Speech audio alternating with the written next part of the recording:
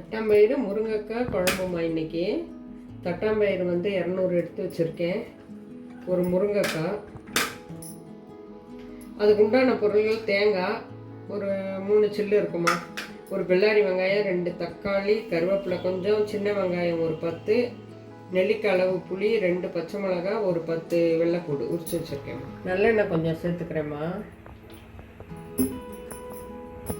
தட்டாம்பயிரை லேசாக வறுத்துக்கிறோம்.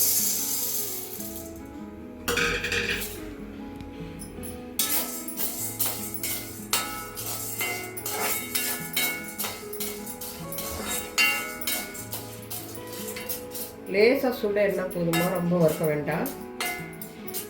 லேசாக சுடேறவும் ஒரு டம்ளர் தண்ணி ஊற்றி லைட்டாக வேக விட்டுருங்க.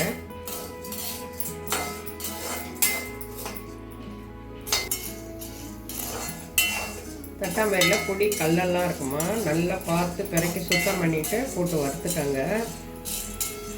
இந்த வாசனை வர்ற அளவுக்கு இருந்தால் போதும், ரொம்ப வறுக்குதுன்னா. ஒரு டம்ளர் தண்ணி அதை சேர்த்துக்கிறேம்மா.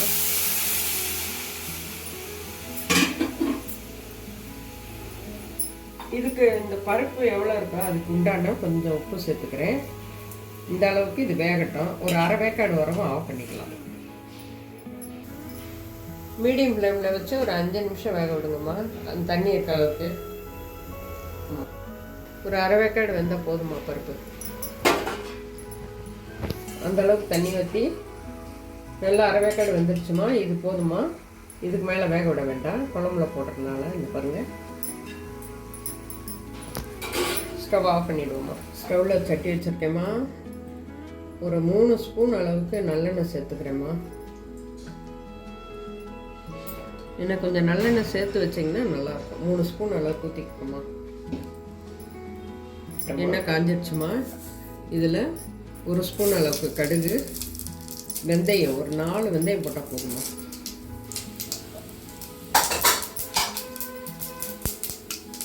பூண்டை சேர்த்துக்கிறேம்மா. பூண்டை சேர்த்துக்கிறேன்.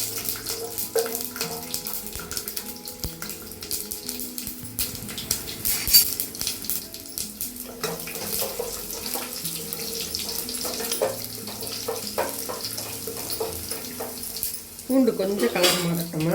பூண்டு கொஞ்சம் கலர் மாறவும் வெங்காயம் சேர்த்துக்கிறேம்மா. சின்ன வெங்காயம்,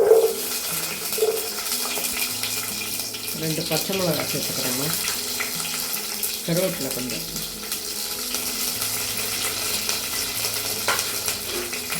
இதெல்லாம் கொஞ்சம் வதங்கவும் தக்காளி சேர்த்துக்கலாமா.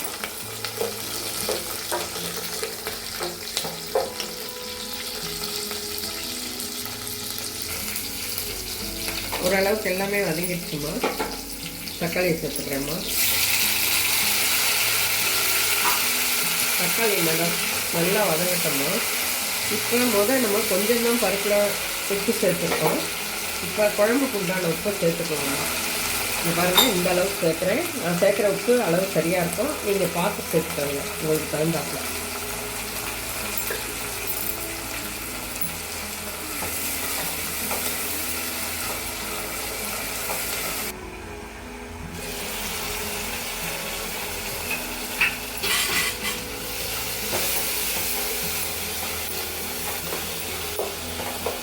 தக்காளி ஓரளவுக்கு வதங்கிடுச்சுமா. இன்னும் ஒரு 5 நிமிஷம் 2 நிமிஷம் இருக்கட்டுமா.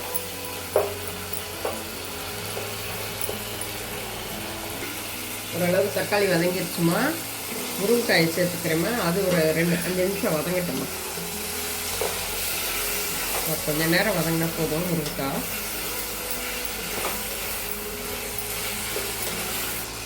5 நிமிஷம் முருங்கைக்காய் வதங்கிடுச்சுமா. இதுக்கு நாங்கள் காரத்துக்கு தகுந்தாப்புல நாங்கள் 2 ஸ்பூனு மிளகாத்தூள், குழம்பு மிளகாத்தூள் நான் சேர்த்துக்கிறேன். உங்களுக்கு எவ்வளோ காரமோ அதுக்கேற்ற மாதிரி நீங்கள் சேர்த்துக்கோங்க. வேகிறதுக்கு ஒரு 2 டம்ளர் தண்ணி நான் சேர்த்துக்கிறேன். உங்களுக்கு குழம்பு எவ்வளோ தேவைப்படுதோ அந்த அளவுக்கு தண்ணி வச்சுக்கோங்க. நான் எனக்கு தேவையான அளவுக்கு நான் 3 டம்ளர் தண்ணி சேர்த்துக்கிறேன். கடைசியில் உப்பு காரம்லாம் பார்த்துக்கோங்க. நல்லா கொதித்து மிளகா வாசனை, அந்த மசாலா வாசனை எல்லாம் போன பிறகு உப்பு காரம் எல்லாம் சரியாக இருக்கான்னு பார்த்துக்கோங்க. தேவைப்பட்ட சேர்த்துக்கோங்க காரமும் உப்பும். அப்படியே மூடி போட்டுறேம்மா. கொஞ்சம் நேரம் வேகட்டும் முருங்கைக்காய் நல்லா.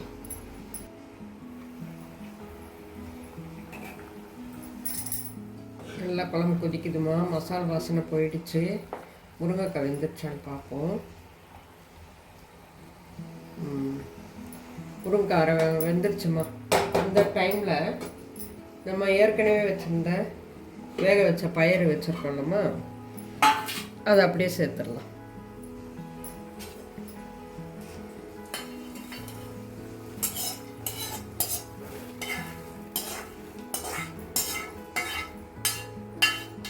இந்த பயிரை சேர்த்துட்டேம்மா. பயிரை ஏற்கனவே அரை வேக்காடு தான். ஏன்னா ரொம்ப வேக வச்சோம்னா பயிர் குழஞ்சி போகும். அதனால் இதில் ஒரு 5 நிமிஷம் இருந்தால் போதும். வேகட்டும். இது கூட கொஞ்சமாக புளி தண்ணி இவங்க புளிப்புக்கு தகுந்தாப்பில் சேர்த்துக்கேன். ஏற்கனவே நான் 2 தக்காளி சேர்த்துருக்கேன். அதனால் புளி அளவாக சேர்த்துக்கிறேம்மா. போதுமா? உங்களுக்கு எவ்வளோ வேணுமோ அதுக்கேற்ற மாதிரி நீங்கள் புளிப்பை சேர்த்துக்கணும். இது ஒரு 5 நிமிஷம் அப்படியே இருக்கட்டுமா. சிம்மில் வச்சுருங்க.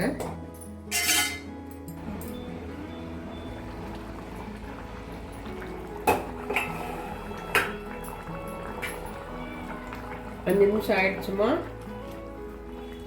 பயிறு முருங்கைக்காய் எல்லாமே கரெக்டாக வெந்திருக்கு. இந்த டைமில் தேங்காய் கொஞ்சம் ஏற்கனவே நான் தேங்காய் காமிச்சிடலாமா, அந்த அளவுக்கு அரைச்சி வச்சுருக்கேன். தேங்காயை ஊற்றிக்கிறேன். போதுமா? தேங்காய் ஒரு சும்மா சின்ன கொதி போதும். அதோட நிறுத்திடலாம்.